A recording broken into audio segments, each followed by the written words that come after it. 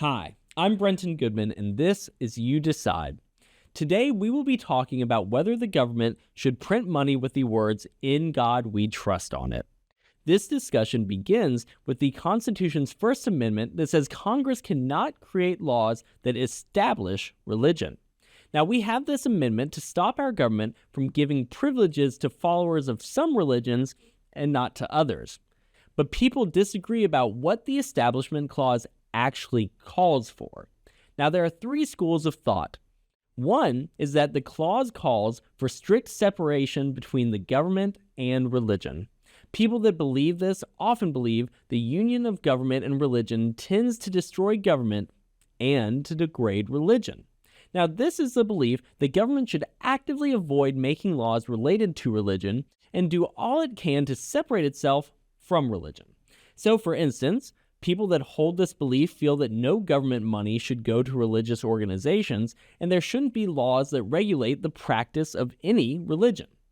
A second line of reasoning is that the government needs to just be neutral towards religion, so it can create laws that give tax exemptions to religions or regulate where and when people can congregate, just as long as the reasoning and effect behind the law is one that applies to everyone, whether they are religious or non-religious.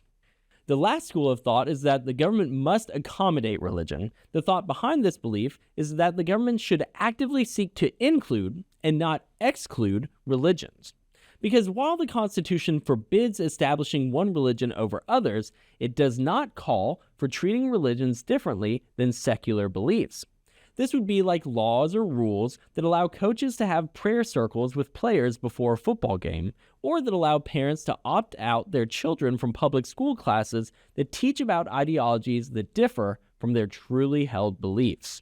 Historically, the court has said that cases where the government forces someone to attend a church, allows for a religious leader to recite prayer at events where student attendance is compulsory, or broadcast certain prayers at sporting events are clear violations of the Establishment Clause.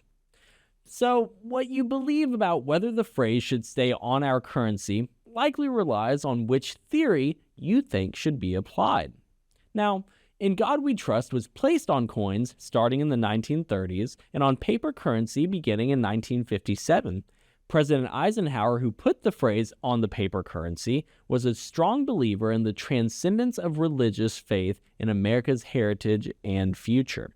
Now, people that want to keep "In God We Trust" on our money believe that the saying has been on our currency for so long that it is more ceremonial than religious, and that the phrase itself has no theological or ritual impact because it's not like it's used for any specific religious ceremony or to promote any particular doctrine. They also claim that since it's been around for so long and is basically just ceremonial, that removing it would actually prove hostile towards religion by making those religions that believe in one God feel marginalized. Those that feel the phrase's placement on currency is a violation of our Constitution say that on its face it is hostile to any religion that believes in more than one God.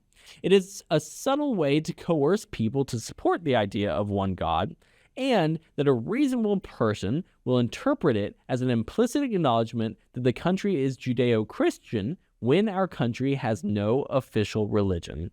So, should we keep the phrase "In God We Trust" on our money? You decide. Let me know what you think in the comments, and don't forget to like and subscribe.